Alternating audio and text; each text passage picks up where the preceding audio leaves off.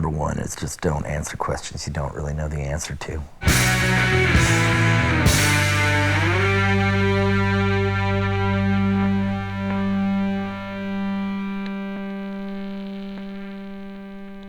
Lonesome Crowded West, I had a lot of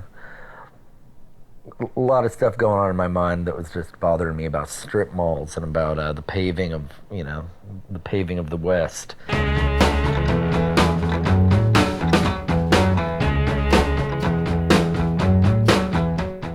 I started my life out in Montana and eventually ended up outside of Seattle.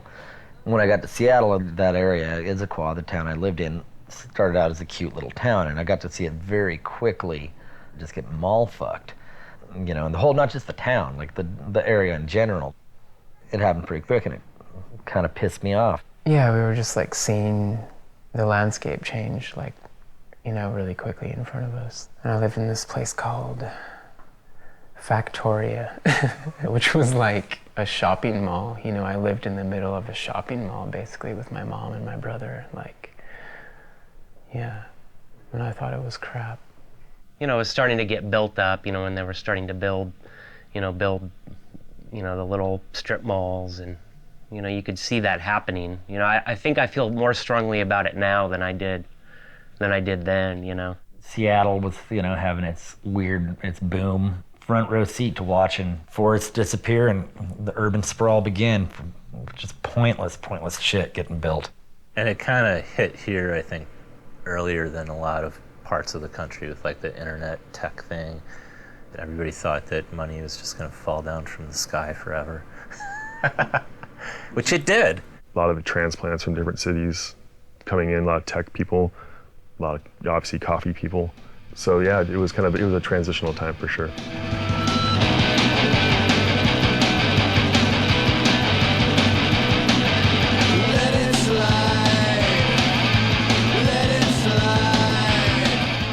Seattle was post-grunge, 95, there was still bands like, Candlebox, bands like that were still big rock bands, and obviously Soundgarden, Pearl Jam, that kind of stuff. One of the reasons I kind of was pretty heavy-handed about having us be from Issaquah was I didn't want to get pigeonholed with either Seattle or the Olympia thing.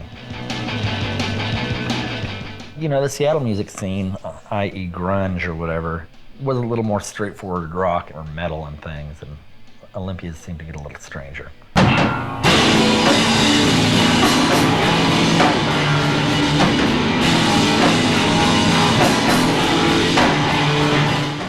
We kind of grew up going down to Olympia to see shows, so like bands like Link were like really influential, I think.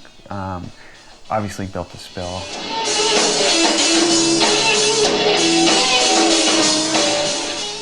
Unwound, Carp, Kicking Giant. I liked Kicking Giant. Heavens to Betsy, which is like early Slater Kinney. Yeah, I think we just kind of connected through that at first, so those bands.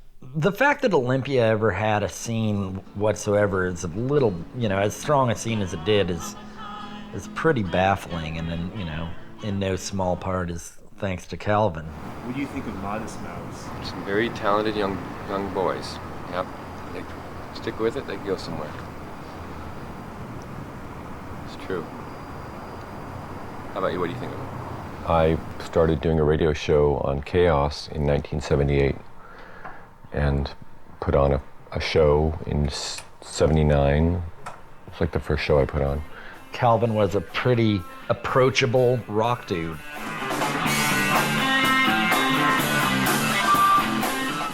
But he definitely was someone who's willing to listen to a tape that a 15-year-old kid made.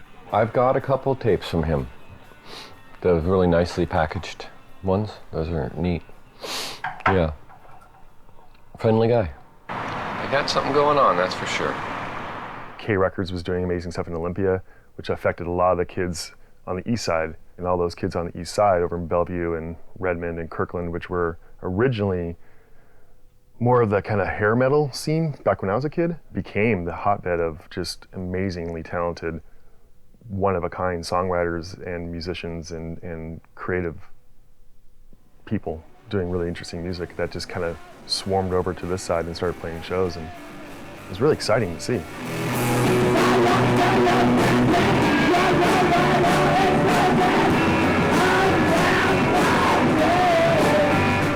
Early Modest Mouse shows, people's houses for one, you know.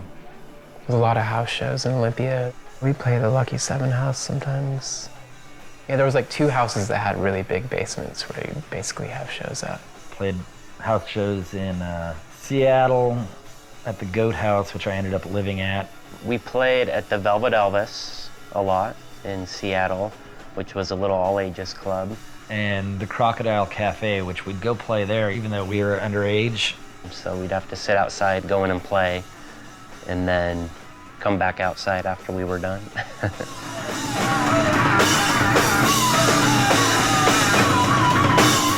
Right at that time, Isaac asked me to play with him, which he had a few times before, but he was kind of always like having different people play with him. Yeah, like we sort of grew up with Dan. He was in and out of our band like the whole time. It was a whole new generation. Kids all kind of know each other. Everybody is excited because everybody's young, doing the same thing, and there's a real sense of camaraderie. Okay, tell me your name and what do you do? Elliot Smith. I play music. Are you familiar with Modest Mouse music? I'm familiar with Modest Mouse music, yeah. What do you think of them? I like them. I think they're good. I think they're very inventive and emotional and cool.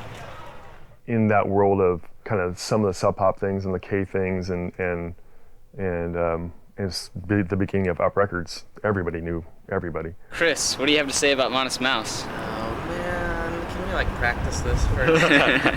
Chris remembers how I met him, or you know, before he passed away, he told me how I met him. Apparently I kind of just harassed him in an alley, like at a show. I was kind of, you know, flying off the handle and being a goof. And, you know, I guess he was in the line of fire there. I was talking to him outside of the Velvet Elvis once right before we were going to put out the Built to Spill record. And I had mentioned it to him, and he said that Doug March was one of 3 people he could think of that should be making records. So I thought that the kid wouldn't be all that bad. They'd been friends for quite a few years before Isaac, I think, started actually trying to get a record contract with somebody. Chris had put out that first Built to Spill record, which I loved.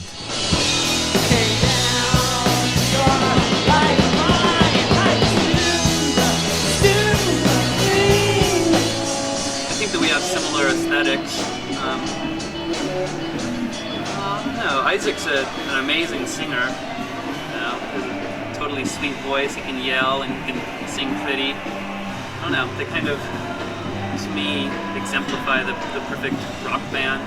And around that same time, Sub Pop, someone who worked at Sub Pop was saying that they were maybe interested in working with us. And so we put together a demo, which is what ended up being that Live and Sunburst stuff off Interstate 8. Broke accounts till I broke a sweat. I bought some things that I sort of regret. Sub Pop passed on it, but I gave it to Chris because his office was in the same building as Sub Pop. The up offices were. And then we just listened to the tape, and Chris really liked it and asked me what I thought about it, and I loved it. I just couldn't stop listening to it. Sub Pop asked us to do that 7-inch, and then Chris was like, I want to do a record with you guys. Like, you know, we were just like, whoa, like that was like super quick. This guy's putting out our record.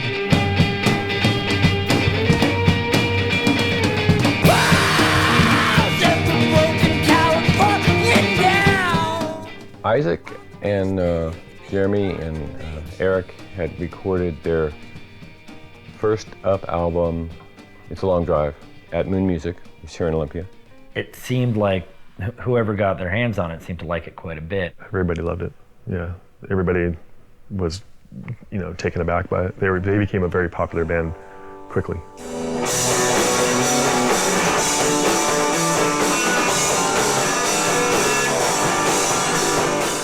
You could tell that more people were coming to your shows. Like there was definitely, you know, some sort of arc starting at that point, where we were getting asked to play shows and not trying to get put on shows.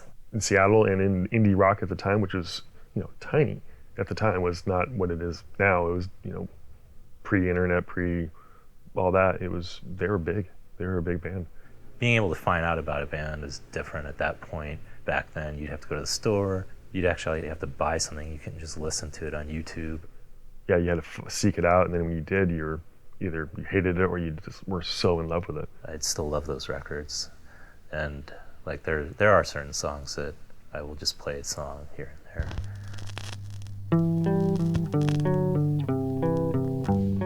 People always like Dramamine. Dramamine's a damn good song.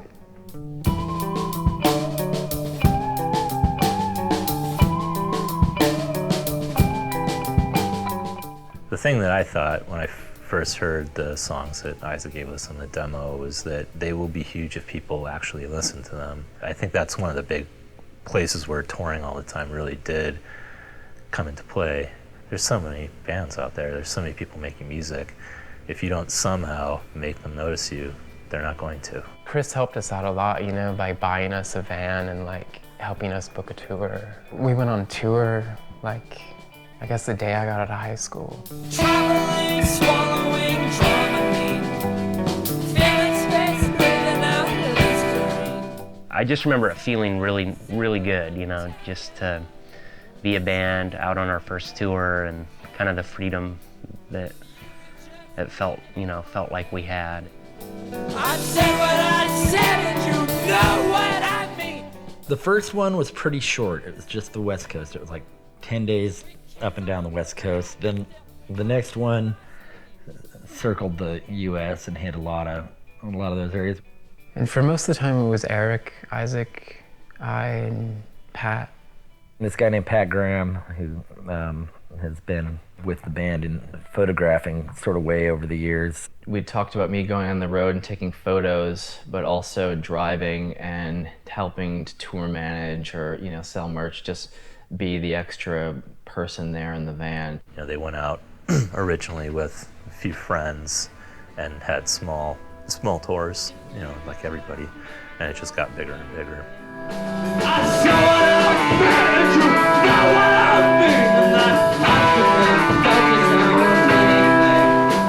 It was really from in between then and Lonesome Crowded West when people started actually contacting us about wanting to do something, write stories on them, or wanted to know what they were doing. People got more excited in that space. People were extremely excited to hear what they're going to do and how they're going to grow and develop as a band and what their next foray is going to be.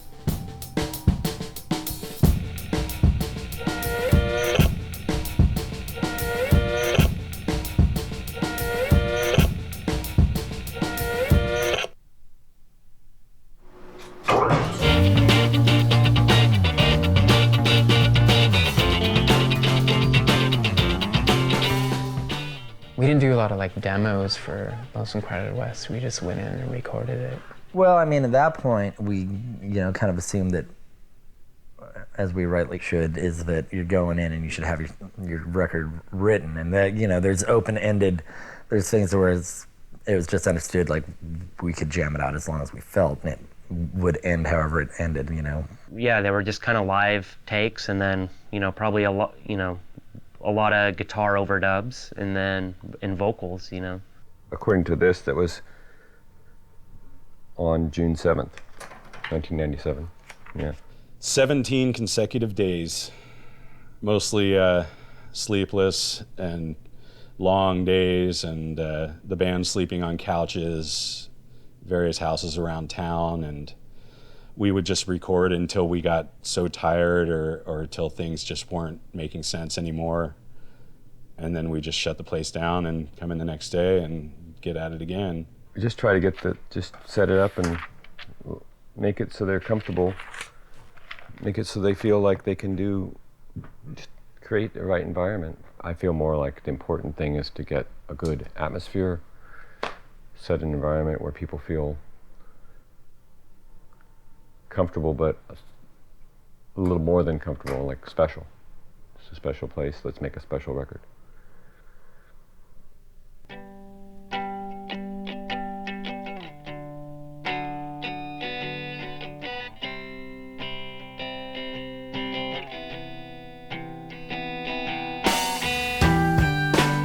snowflakes and plastic forks, and a paper plate, of course you think of everything. And it was probably one of the first things I wrote for that particular record. I wrote it at Dan's place. You know, I think him and I wrote both our guitar parts before there was many lyrics. Trailer Trash was just an old song from the me and Isaac and Jeremy era when we were a lot younger. We had that song. We recorded that song with this guy named Pat Malley. We liked that song from those recordings, and we knew that there was nothing was going to come of those, so we wanted to redo that one. I think Isaac called me, and this is almost always how anything happens in Modest Mouse. Isaac called me the day before and said, okay, yeah, we're working on these 2 songs, and we need you to come down and help us. And I remember scrambling to get time off work, and then Jeremy picked me up the next morning, drove me down to Olympia. Short in love with a long divorce, and a couple of kids, of course they don't. I lived in a trailer park right next to I-5 in Cottage Grove, Oregon, when I was in 3rd and 4th grade, and to be honest, it was fine. It wasn't as bad as I made it sound, you know, and I was a kid. What do? You ride your bike around the trailer park, and it's a neighborhood to you. Living choice with no class, goddamn, I hope I can pass high school. There felt like there was a lot of his life and his family implied in a lot of the stories. They're all commenting on society in certain ways. The lyrics on that song, like anything, you know, you take your experiences and then you make, half fiction. So what's this new album gonna sound like as opposed to the older Modest Mouse stuff? I listened to a lot of Bob Dylan and ended up, without meaning to, biting his style pretty good. Taking heartache with hard work, gosh damn, I am such a jerk, I can't. Isaac put his vocal down and the song just made sense. We used to mic Isaac up in the bathroom at the studio to get those distant shouts where he yelled fakes. And I shout that you're all fake, and you should have seen the look on your face. It just has a very honest and young sort of angst to it, and not understanding relationships and people. That one seemed really personal to me. Obviously, it is really personal. I mean, anyone who's listened to it knows that. I've never talked to him about it, and which is the case for most of his lyrics. This is kind of cheesy, but I feel like he kind of said enough. I didn't need to ask him about it. And I guess that I miss you, and I'm sorry if I dissed you. Kind of a non-specific event at this point. Something that mattered at that moment that I couldn't even remember who it was I'd wronged and things. So many wrongings.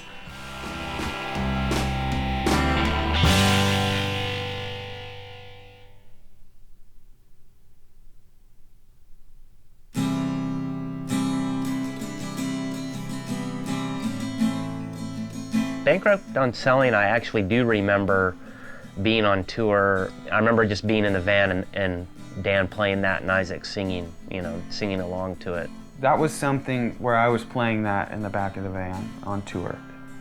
We were driving somewhere late at night and there was a guitar in the back and I started playing, and pretty soon that song had kind of formulated itself musically. It was really simple, obviously, and then Isaac just started singing. Like Dan just was playing that guitar part, and I just sang along and things, which is not usually my style. I feel very uncomfortable singing without a guitar. I'd really almost rather just do it without pants on, and you just let me hold a guitar.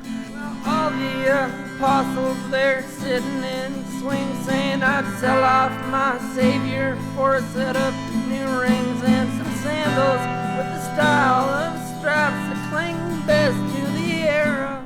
It was interesting to me throughout the record. There was a repeating element of religious faith and questioning it. You can cover a lot of ground with the God concept. I've always found that it works pretty good as, like metaphors and such in songs. I was really taken just by the songwriting in Isaac's lyrics. I thought he was wiser beyond his years, how he was describing his world, and I was really smitten by that. I thought he was incredibly gifted. I just don't think there's a lot of lyricists out there that do that very well. I mean, there definitely are, but Isaac's just one of them that's really good. Well, I'll go to college and I'll learn some big words and I'll talk real loud. Goddamn right, I'll be heard. You'll remember the guy who said all those big words he must have learned in college.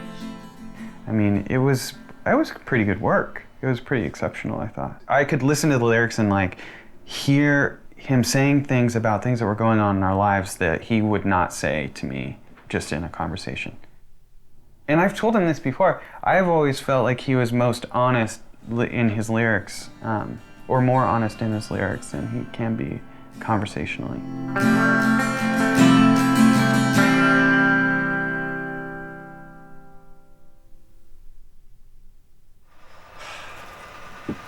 Oh shit! Hey, you guys, help me put this seat in the back of the van.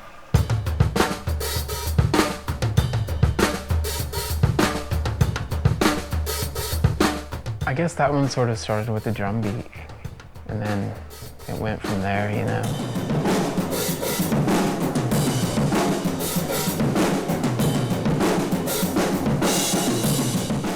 Jeremy always did a lot of those kind of rolling tom things. Even when I first met him, when he was in bands when he was 13 and 14, he was doing stuff like that. No one that I knew at all was doing stuff like that. So he always had that kind of really smooth ability to kind of roll through a song.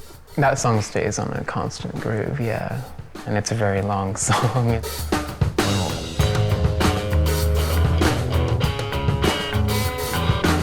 I'm going to Colorado to unload my head. I'm going to New York City, and that's a New York friend.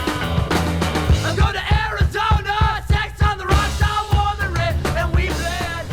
Isaac travels all the time. He has some relatives around, so he was already, before then, had been, going around. So I think touring was just part of something that he already enjoyed doing. Well, when you don't have anything to leave, touring is super, if you're living in a hallway or something, or in a shed outside your, your parents' house, getting in a van and driving around and, gas was cheaper for sure. You could definitely afford to, get paid $150 and, go to the next town. No one minds sleeping in the van. And just how you are as a group and a band on the road is kind of it's a neat thing. I'm going out to Alaska, I'm gonna get Oscar fucking free, and we all dead. The Vantion was one of the true loves of my life. Definitely one of the most important vehicles I've ever owned. One of the best friends I've ever had. And it was freaking pristine. It had the best sleeping area, and the canopy thing on it was just brilliant. I guess it was kind of scary sometimes riding in the top, just because it swayed a bit. Yeah, it had this big camper on top. It was this beautiful van. My stepdad helped us build a loft in it, so we had a loft to put our stuff, and our equipment was in the back. And we had a couch in there in the back.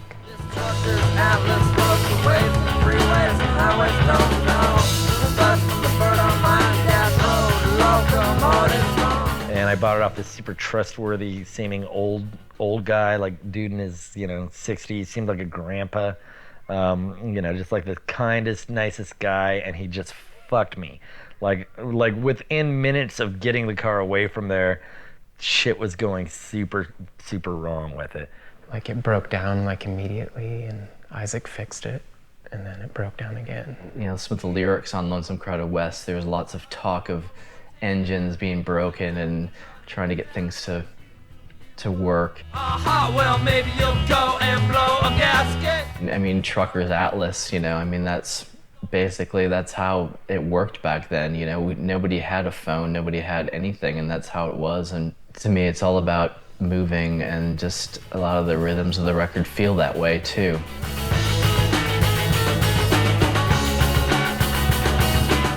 Calvin had a lot of influence on the mix in that song, especially once it goes into the long, repetitive part at the end where there's echo being punched in. We had an Echoplex reel-to-reel echo, and we had captured some of Isaac's vocal into the looping tape, and then Calvin was punching it in and out.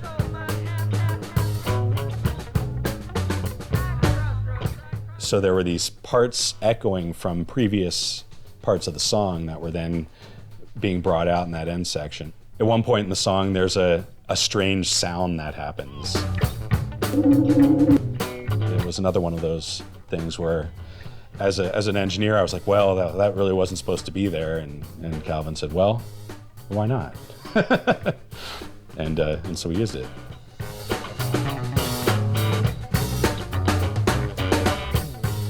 And that was just us in the studio jamming it out, and we probably assumed that it would just get faded at some point or something like that, and we just were enjoying playing that part.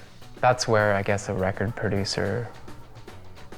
record producers would be like, cut that part off, you know what I mean? Like, we'd just play until somebody told us to stop, and nobody would tell us to stop.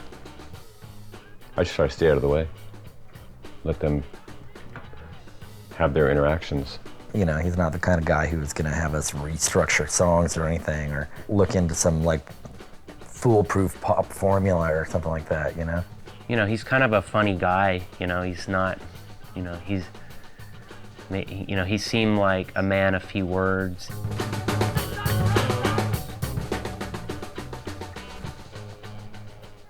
When we recorded it, Chris Taquino, the fellow who was putting it out, had us re-record 3 of the songs with Phil Eck. I did Teeth Like God's Shoe Shine, doing the Cockroach, and Cowboy Dan. I got a call from Chris saying, hey, I want to know if you'd be interested in redoing a couple of these songs. He just didn't like the way it turned out. He did tell me they were pretty out of tune, but I never heard them. I never heard the original recordings, and so we did.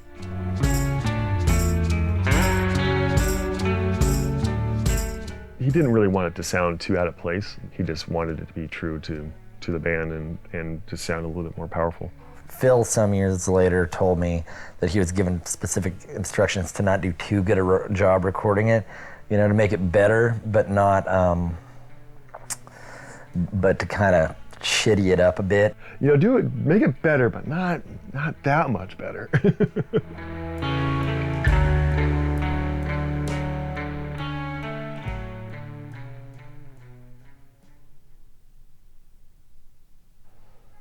Teeth Like God's Shoe Shine? I don't know, I think the spirit just took me. From the top of the ocean, yeah, from the bottom of the sky, not yeah, when I get across the boat, I can, you know that I can. Yeah, great one, yeah. Come out with guns blazing. And he said, I am not loud, not a danger, I'll keep it loud, no, friend, you'll burn me an effigy, and I'll burn you an effigy, well. Yeah, it's a whole description of the whole record, which is really smart. It really felt like these, you know, epic stories of some sort that included all the emotions that you could fit into one song. You know, screaming and singing pretty. Here's the man with teeth like God's shoe shine. He sparkles, shimmers, shines. But it just feels like Isaac, you know, you've got his sense of humor. It's like partly really corny, partly really a lot of puns. Turning very strange, almost mundane things into like pop culture references. That is something Isaac does, yeah, in a cool way. You know, obviously real fans knew what the name of the song was, but I didn't know anyone that didn't call it the Orange Julius, you know, song, or like that song with that Orange Julius line.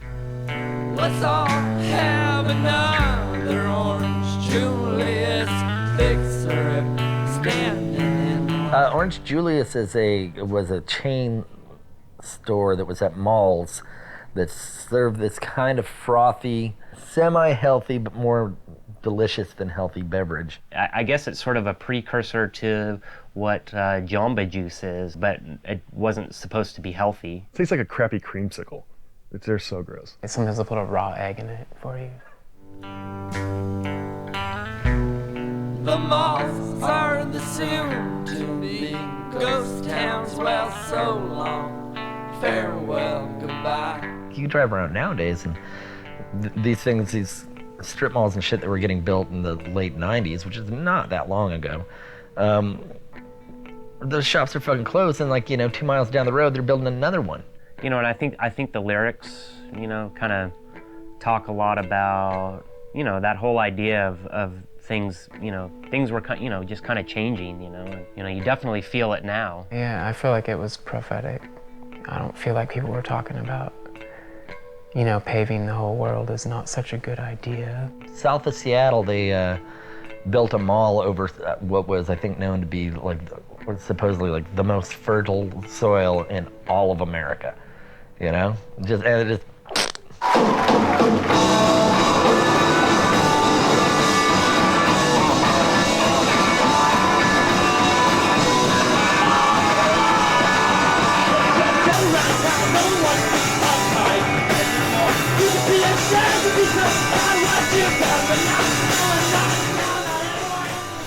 Isaac is, he writes good lyrics that, people I feel like can relate to. How a lot of people can relate to what he was singing about is kind of weird to me, but I think it's a testament to how well he writes, He had such a great ability to paint a picture and put you in that spot that he was describing. And, Teeth Like God's Shoe Shine is an excellent example of his ability to paint that picture.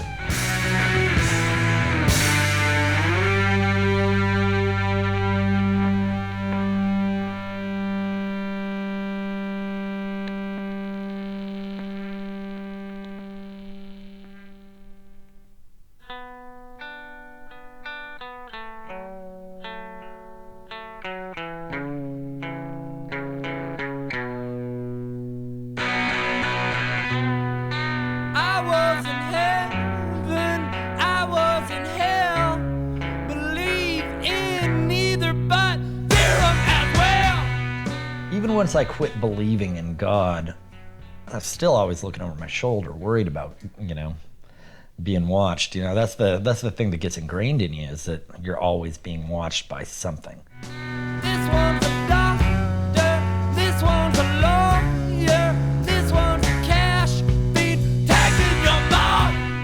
I spent a lot of time on public buses and Greyhounds and such. Just, you get so much people watching done there. That's just a good, place to springboard that idea of a song off of. Back to the metro, right on the Greyhound, drunk on the Amtrak, please shut up. Another rider, he was a talker, talking about TV, please shut up. I also liked the idea of the Cockroach as a dance, just a grubby human dance. The Cockroach, since the get-go, since the beginning, was always a song that got people going, and he still plays it now, and it has always been that way. We wanted people to be able to dance at our shows.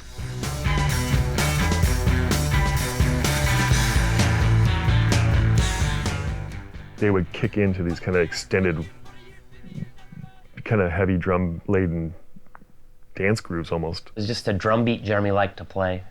He liked to play those kind of upbeat, dancey sort of things. Jeremy, sort of souping up the hi-hat and playing more of a dance kick beat, and Eric being a great bass player and locking in with him, and Isaac just kind of freaking out around that was certainly what they were known for.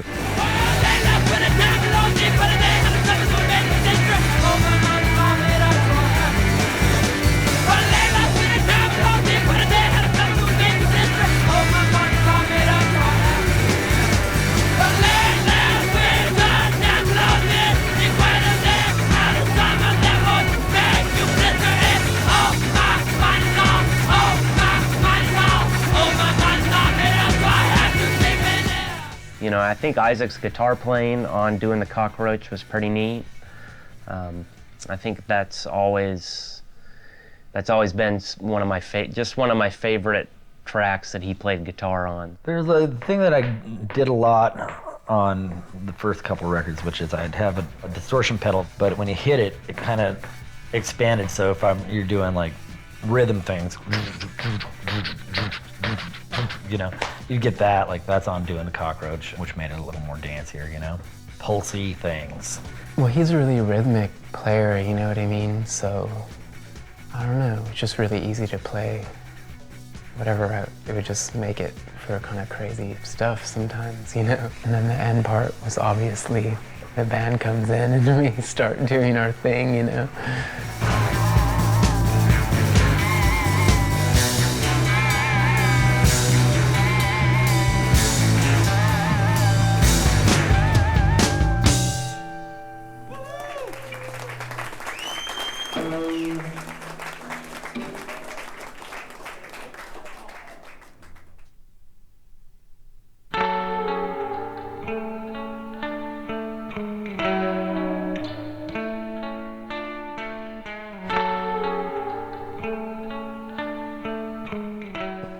To sound kind of like the West. I guess they didn't have electric guitars back in the day. They didn't have trap kits. But there was something I was playing on that song when we first started playing it, and Isaac was like, they didn't have those. Maybe it was too many cymbals. It was like, well, you know, like Native Americans didn't play cymbals. Well, Cowboy Dan's a major player in the cowboy scene. He goes to the reservation, drinks and gets mean, and he's gonna start a war. Cowboy Dan, I remember just really liking that song from the first time we started playing it. Kind of had a darker sound to it, a more sort of minor chord type feeling, you know. Because Cowboy Dan's a major player in the cowboy scene. Cowboy Dan was a song that I thought was kind of a joke song, and then he told me the story of, well, this guy named Cowboy Dan. Cowboy Dan was the name of a friend of my dad's. I guess he got the nickname in high school and hated it up until the song came out, despite the fact the song has nothing to do with him except for that's a good name for a character, you know? It just happened to have a nice ring to it. I met Cowboy Dan, went and wandered around and looked at a canyon in Montana with a shit ton of pelicans, which I didn't know they hung out in Montana. Diving in and grabbing fish and stuff. That was a nice day. Standing in the tall grass, thinking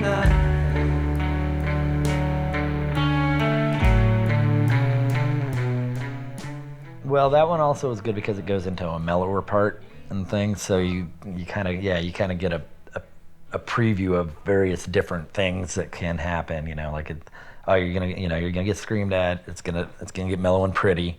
You're gonna get screamed at again.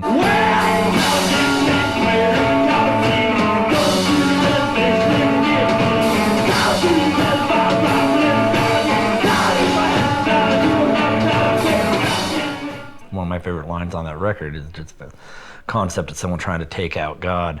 Goes through the desert, fires rifle in the sky and says, God, if I have to die, you will have to die. I don't think I'd be using it in a joking way if I, really believed in it, and I'd definitely be worried about upsetting God by having people shoot at him, and like Cowboy Dan.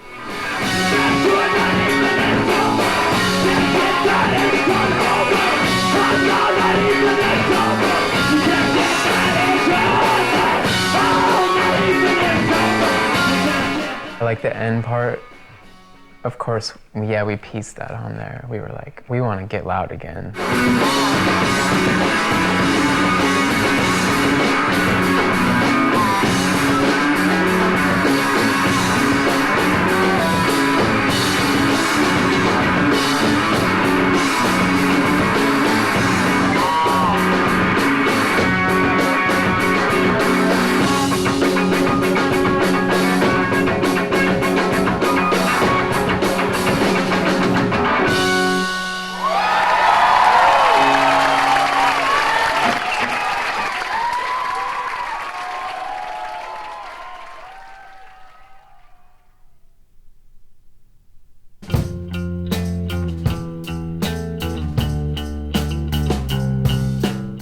It's exciting to see someone so focused and driven, working on their creative endeavors. I hadn't had too many experiences with people that were that dedicated. Usually bands I work with they weren't as full-time as Modest Mouse was. You will come down soon too. You will come down too soon. There were just some really like epic moments on that record that were crazy. I don't know, it was just, I didn't know anyone that made music like that. To be honest, not just because he's my friend or whatever, I've known him for a long time, I thought it was an amazing record, and I still do, and I remember being slightly blown away by it, especially the lyrics. I'm trying to drink away the part of the day that I cannot sleep away. Up till, present, I still don't really, I try not to pay attention to what, if something worked, I don't want to just then try and rebuild that. It'll never work out if you try, and so just kind of let things naturally happen and hope for the best. I mean, could make a terrible record with that approach, but at least you won't make the same record. Some people have that one trick and they just do it so good over and over again, you don't care. But I think it's more important to have some level of growth, direction, what you're doing, which I think they've done a really good job of.